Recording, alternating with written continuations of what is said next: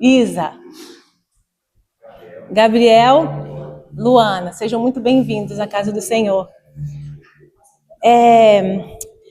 A palavra de hoje, eu queria falar um pouco sobre a graça de Deus. E que Deus tem falado comigo, a graça. Para conhecer a graça, muitas vezes a gente tem que passar por um fracasso. Mas com Deus, a restauração sempre. E eu conversando com o Márcio umas semanas atrás, a gente indo para o trabalho, a gente discutindo algumas coisas, a gente pensando assim, como nós somos duros com as outras pessoas. Como nós gostamos de ser bem acolhidos, como nós erramos, mas quando é com os outros, é diferente. A gente trata com uma certa dureza, né? Eu não sei se é cultural, para mim é meio cultural, porque a minha família é meio assim, sabe? Já foram muito religiosos por muito tempo. Então, assim, tudo muito na regra, tudo assim, acontece as coisas, fica tudo muito escondido, sabe? Muita dureza no coração e como a gente julga as pessoas. Só que, assim, a gente conversando, a gente chegou à conclusão que quando a gente tem esses pensamentos a respeito das outras pessoas, nada mais é do que nós sendo, assim, presunçosos. E quando a gente julga o outro e aponta com dureza o erro dos outros, nada mais é do que a gente falando assim, eu sou melhor que essa pessoa. Não é? E assim, e é uma dificuldade muito grande que nós temos como povo de Cristo, né? Eu fico pensando assim, quando os fariseus trouxeram aquela mulher para ser apedrejada, que foi pega em adultério, se nós estivéssemos lá, eu acho que eu apedrejaria ela. Bem capaz. Então, assim, enquanto nós não conhecemos a graça de Deus na nossa vida verdadeiramente, nós somos duros. E uma vez que a gente conhece a graça de Deus, a gente não pode mais ser os mesmos. Porque se você realmente conhece a graça, nós somos enchidos pela graça, nós transbordamos a graça. Ao invés de apedrejá-la, a gente tem que estender a mão. Porque nós também erramos, nós também pecamos. Não tem ninguém aqui que é bonzinho demais.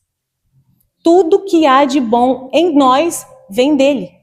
Nada de bom há na gente. E aí eu estava estudando, lendo a Bíblia, e eu passei num versículo que fala sobre Pedro, que eu já li inúmeras vezes, mas eu nunca tinha parado para prestar atenção nisso. Está em Lucas 22, 31 a 34. E lá fala assim, Simão, Simão, Satanás pediu vocês para peneirá-los ou cirandá-los como trigo. O que está acontecendo aqui? Os discípulos estavam preparando, né, a última ceia, a Páscoa, tudo isso. E aí Jesus teve essa conversa com eles.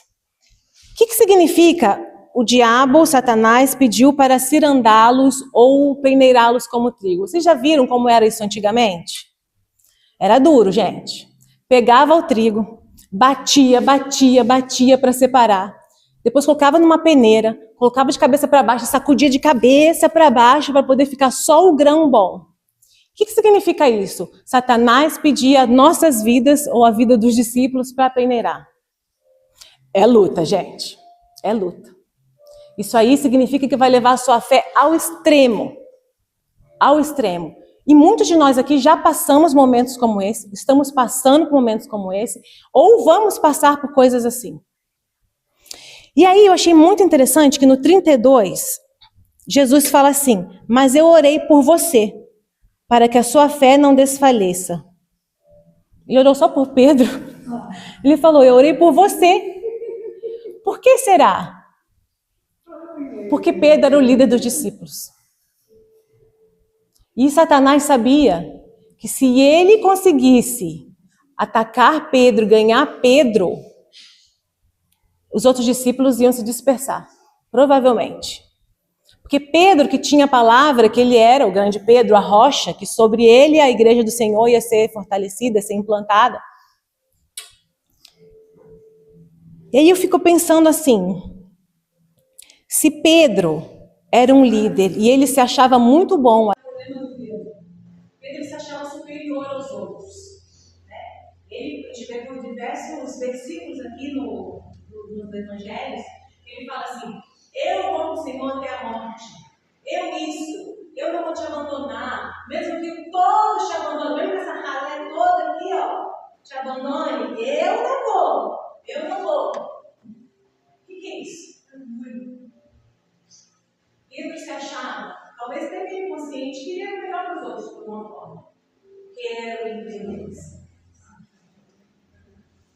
E aí eu ouvi um exemplo esses dias, no podcast, falava assim, que eu falo real.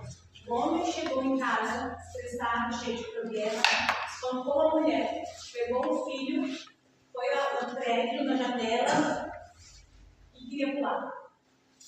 E o prédio, todo mundo do prédio ouvindo a criança falando assim, pai, não pula, por favor, pai, não pula, e pulou.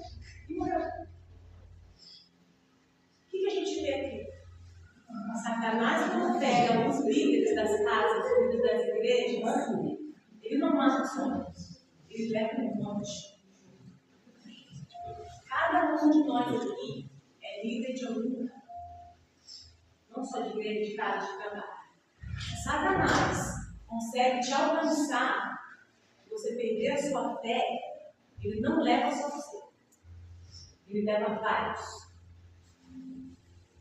Aí uma responsabilidade dos pais das casas também. Aí tem a melhor parte disso aqui, que foi a parte que me chamou a atenção. Fala assim: e quando você se converter, fortaleça os seus irmãos. Gente, vocês entenderam isso aqui? Jesus falou para Pedro: quando você o quê? Se converter. Pedro não é convertido. Como assim? Pedro andou com Jesus 3 anos. Era íntimo de Jesus. Pedro andou sobre as águas. Pedro recebeu o poder para expulsar demônios. Como assim Pedro não era convertido? Infelizmente, muitos de nós aqui, e eu me incluo nessa, às vezes tem 20 anos de cristão e não é convertido.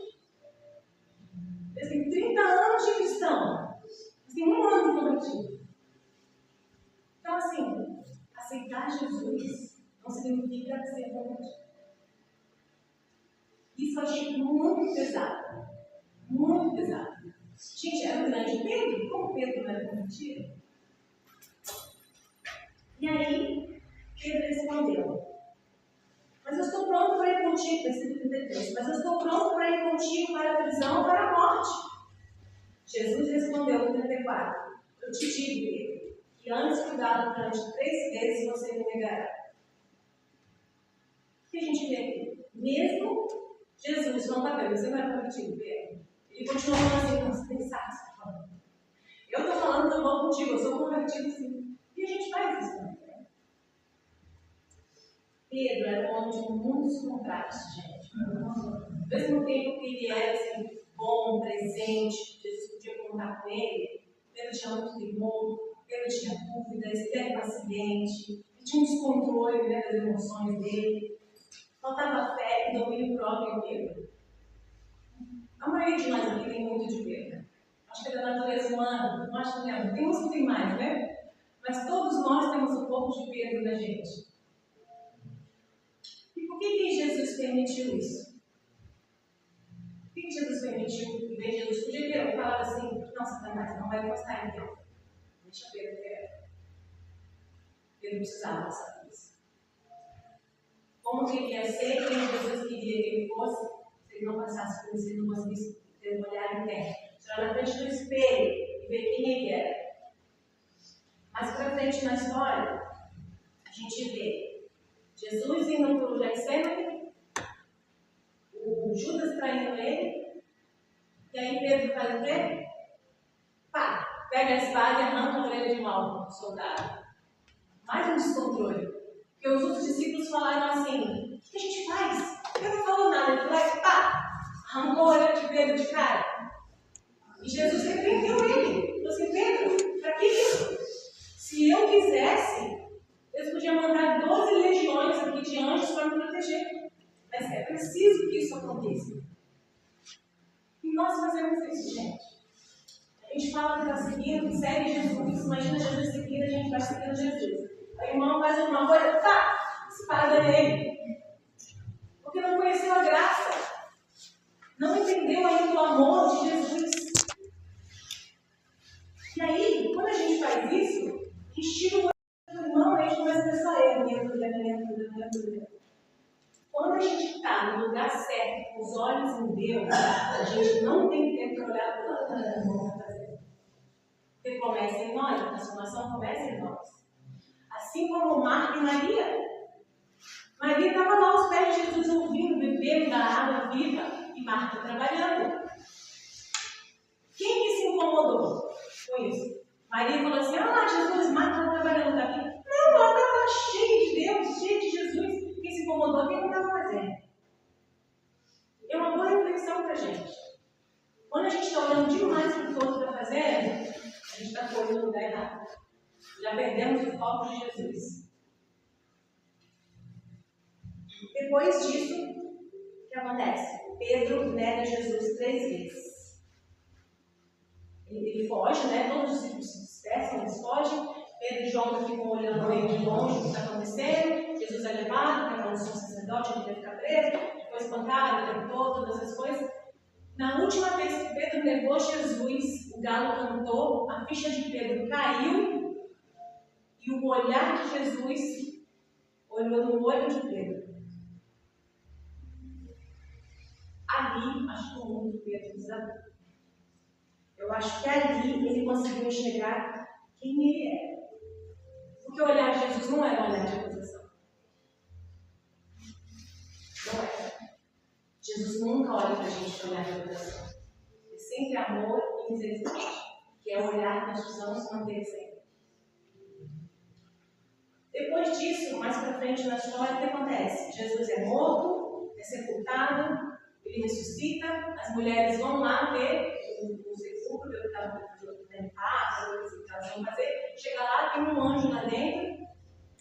Essa parte eu achei linda, assim, da misericórdia e a graça de Deus tão grande sobre Pedro, que o anjo fala para as mulheres: vocês vieram aqui procurar quem? Não sei o que, não está aqui, ressuscitou, avisa aos discípulos e a Pedro que Jesus foi para Galileia escolhendo os nós. Qual era a necessidade de mencionar Pedro? Podia falar assim, só os discípulos. Mas os discípulos, Pedro vem comigo. Mas o amor de Jesus é tão grande, de Deus é tão grande, que ele sabia que Pedro estava destruído. E ele precisava ouvir isso. E Pedro, eu não desisti. Estou te avisando, estou esperando lá. Quando eles vão, 4 dias de caminhada, imagina o que passou na cabeça de Pedro, nesses 4 dias de caminhada indo para ver Jesus. Quando chega lá, não acha Jesus. Jesus não estava lá. O que Pedro faz?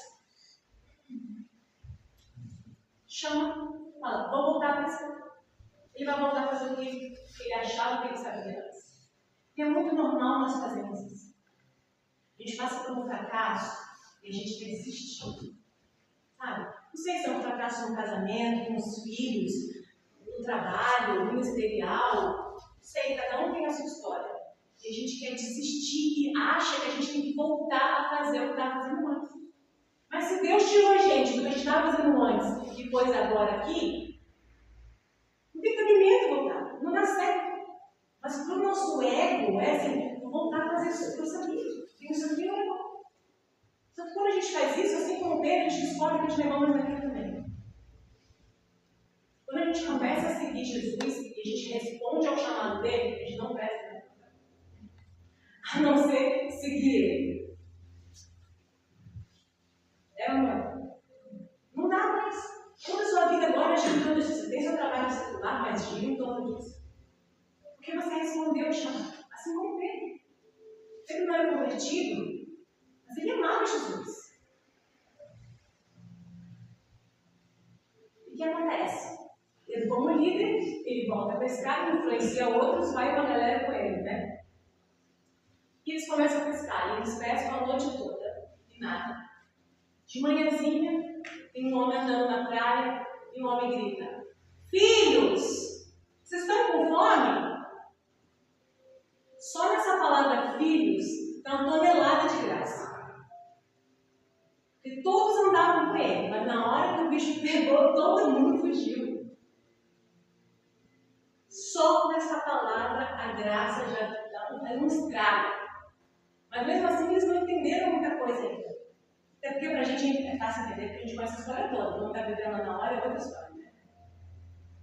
O que acontece? Ah, nós não pescamos nada. Joga do outro lado. E joga do outro lado, eles pegam tanto peixe que não dá conta de pegar. Aí João, o discípulo amado, titulado por ele mesmo, fala, é o mestre. O que Pedro faz? Pula na água de qualquer jeito, porque ele continua sendo Pedro. E tá ok, essa é a essência de Pedro. Eu chamo Pedro assim porque queria que ele fosse assim, só que ele precisava ser convertido. Não tem problema ele ser impossível. Não tem problema ele ter esse espírito de fazer. Não tem problema. Deus chamou ele para isso. Só que ele precisava ser convertido. Então Pedro pulou, igual um desesperado na água. Chegou lá, encontrou Jesus. O que você acha que Jesus fez? O que nós faríamos? Eu acho que eu ia dar uma indiferença no Pedro. Eu ia pensar assim, não precisei, você não falou que ia morrer por mim? Daquele tratamento de silêncio, ou toda hora da conversa, vai ser mais Pedro, E nós fazemos isso com as pessoas, não é? Dificilmente as pessoas erram com a gente fala assim, entender a momento. Dificilmente. Se a gente não faz, a gente está pensando na nossa cabeça. Nesse pensando na nossa cabeça, um tempo atrás Deus falou uma coisa para mim que me tirou o chão. Eu falei assim, Deus, mas eu não tenho sangue de barata. Caramba! A pessoa tá demais, né? Eu não tenho sangue de barata. E a gente pensa isso. Eu não falo, a gente pensa. Sabe o que Deus falou para mim, gente? Foi assim, tá certo. Certíssimo, não tem sangue de barata. Tem sangue de poder. Como é que o Cordeiro faz com a gente? O que Jesus fez? Ele tinha alguma culpa? Ele levou sobre ele. E é assim que tem que ser os nossos relacionamentos. A gente sempre fala assim, mas fulano não muda, nunca, já falei, já não sei o quê. Mas sabe que nós também temos coisas na gente que a gente não muda, a gente também não enxerga? E é só o Espírito Santo que mostra. Não adianta ficar acusando. É o Espírito Santo que mostra. E se tem uma coisa que eu tenho aprendido é, ora. Acontece coisas, ora. Deus resolve? Eu vou falar, não tem uma vez, não aconteceu nenhuma vez ainda que eu resolvi. Às vezes a pessoa vem falar comigo depois, eu falo assim, a pessoa agradece, que Deus é bonito, não sei falar nada. Porque é isso que Deus espera da gente. Um olhar de graça e misericórdia. Lá na praia, Jesus restituiu Pedro. Restituiu ele no ministério de novo. A gente foi lá em João 21, 15. Fala assim. Depois que Jesus comeu com eles, Jesus deu comida para eles, tudo.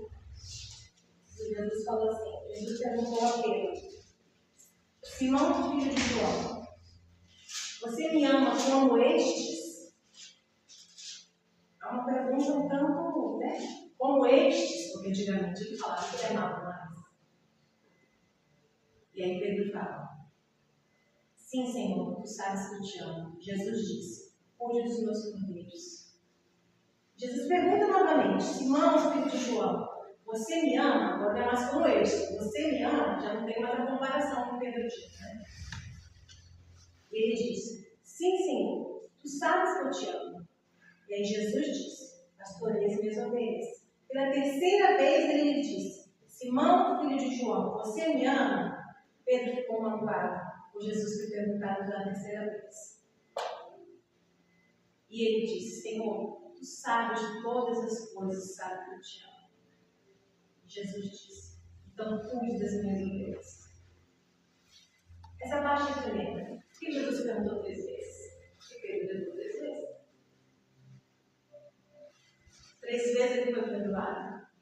vezes Deus restabeleceu ele como um pastor de ovelhas.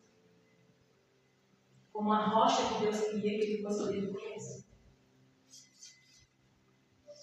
E é interessante aqui, porque a gente começou lendo Pedro, Jesus falando assim, Pedro, você vai convertir. E terminou Jesus não acusando ele de nada. Nada. Não tocou no assunto. Instruindo ele muito mais ainda do que isso.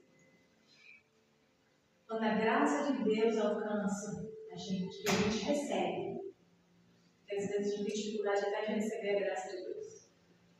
E a gente recebe a restauração. E a restauração não é voltar ao que era normal, não. Isso é muito mais. É muito melhor. E é interessante aqui, nem está dando um contexto, eu não posso deixar de falar. A gente continua lendo, e aí Jesus continua falando com Pedro, ele fala umas coisas para ele, mencionando como ele vai morrer, outras coisas assim. E aí Pedro fala assim, Jesus, e João estava perto, e João, o discípulo amado? Eu achei tão interessante isso, que Jesus, assim, dentro do palavreado dele, vou falar a minha, falou assim, cara, o que tu tem a ver com isso? A vida de João. Se eu quiser, ele morre, vai ficar com você sempre, até voltar. O que a gente aprende aqui mais uma vez, gente?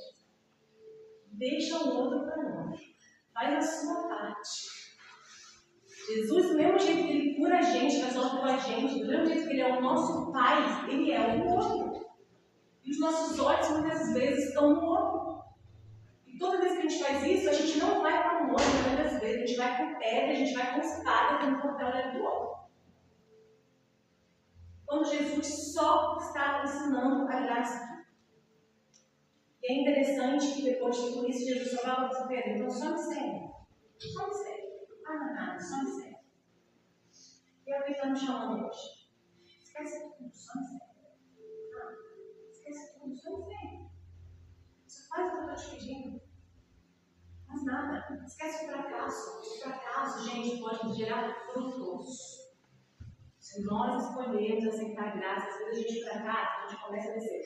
Escaldar, você vai descendo, vai só piorando, as coisas não melhoram. A gente tem que aprender também a nos perdoar pelos nossos fracassos. Muitas vezes também os nossos fracassos não tem muita coisa a ver com a gente. Às vezes é uma aprovação, uma coisa para a gente crescer, amadurecer e entrar no que Deus quer para a gente. Então, assim, a gente precisa entender que o fracasso pode gerar frutos, como gerou em Pedro. E falando sobre graça, gente, não tem como não se apaixonar por Jesus. Porque é graça pura. A graça é o imerecido. Você entende? Nada que a gente faz merece Deus ter mandado o Filho dele para morrer pela gente. E depois disso, nada paga ele ter ido e deixado Deus com a gente, o Espírito Santo. E a gente precisa almejar, precisa querer o Espírito Santo. Porque muitas vezes a gente tem que ir lá dentro, mas é escondidinho. A gente não apresenta um fruto do Espírito Santo. A gente quer os dons do Espírito Santo. Que é o que todo mundo tem. Né? Vem aqui que fulano tem o dom de curar, dom de não sei o quê. Não tem problema. Um anula o outro. Um complementa o outro. Mas o que Deus está ensinando, Jesus está ensinando aqui para Pedro e para a gente hoje, a gente precisa dos frutos do Espírito. Não dá mais para a gente ser igreja sem os frutos do Espírito. Senão a gente só vai matar pessoas. A gente precisa frutificar. A gente precisa dos frutos do Espírito. Hoje é muito comum a gente ver pessoas ou árvores lindas e maravilhosas e vai longe. Chega perto e tem um fruto. Fala bonito, prega bonito, canta bonito, faz tudo bonito. Mas tem um fruto. Sabe? E fruto a gente vê em tudo, gente, em tudo. A gente quer hoje assim, ó. Olha aqui, estou dando uma coisinha pro mendigo, gente. Olha, estou dando uma coisinha pro mendigo. Quando você passa, o mendigo pode da gente. Você faz o quê? Deus te abençoe. Aí você mostra o fruto do Espírito. O fruto é o que você é, não é o que você faz. O fruto é a sua essência transformada pelo Espírito Santo. E é isso que a gente precisa. É isso que a igreja precisa. A gente olha, vem Espírito Santo, na minha oração, vem Espírito Santo, a gente precisa de um avivamento neste lugar, na Inglaterra, tudo. Mas começa na gente pelo Espírito Santo. Começa pelos nossos frutos. Em Mateus 7, 17 fala assim, ó, semelhantemente, toda árvore boa dá bons frutos, mas a árvore ruim dá maus frutos. A árvore boa não pode dar frutos ruins, nem a árvore ruim pode dar frutos bons. Toda árvore que produz bons frutos, toda árvore que não produz bons frutos é cortada e lançada ao fogo. Assim, pelos seus frutos os serão reconhecidos. Nem todo aquele que diz Senhor, Senhor entrará no reino do céu, mas apenas aquele que faz a vontade do Pai. Mas me dirão naquele dia, Senhor, Senhor, não profetizamos no seu nome? Em teu nome nós expulsamos demônios? Não realizamos milagres? No 23 agora. Então eu lhe direi claramente, não os conheço, afaste-te de mim. A gente tem vivido isso, gente. Nossos frutos são a nossa reação, não a nossa ação. Porque a nossa ação é planejada. A gente planeja lá no meio, a gente não planeja para os frutos. E aí, a gente vê os frutos.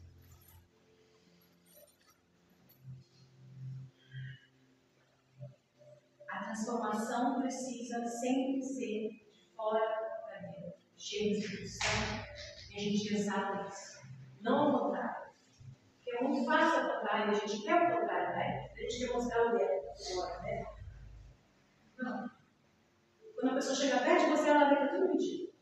Só você abrir a boca, a pessoa vai saber tudo mentira. Os frutos, às vezes a gente acha assim, ó, olha, fulano cheio de fruto. Os frutos dos conhecedores, a gente acha, olha o fruto, olha o carro de fulano, olha a casa de fulano, olha o trabalho. Isso é consequência. Seu trabalho, as coisas que você faz, como você administra seu dinheiro. Isso não é fruto. Fruto também não é o que você dá aqui na igreja. Diz meu velho. Isso não é fruto também não.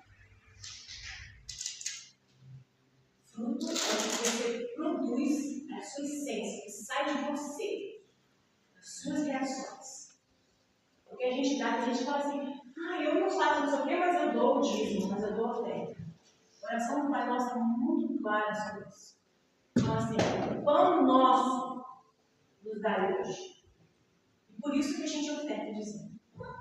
Porque a gente entende que o pão não é meu. A partir do momento que você entra para a família de Jesus, tudo é nosso. Então a gente compartilha. A gente entende que dizimar e ofertar é nosso. É para isso aqui. É para a comunhão. Para ajudar os outros. É para ajudar as viúvas, os órfãos. Isso não é fruto. Não ache que às vezes a gente acha assim, estou fazendo a minha parte porque eu estou contribuindo na igreja. Estou fazendo a minha parte porque eu estou pregando na igreja. Estou fazendo a minha parte porque eu estou fazendo isso aqui. Não. Isso não é fruto. Em Gálatas, a gente vê que os frutos do Espírito são amor, alegria, paz, paciência, amabilidade, bondade, fidelidade, mansidão e domínio próprio.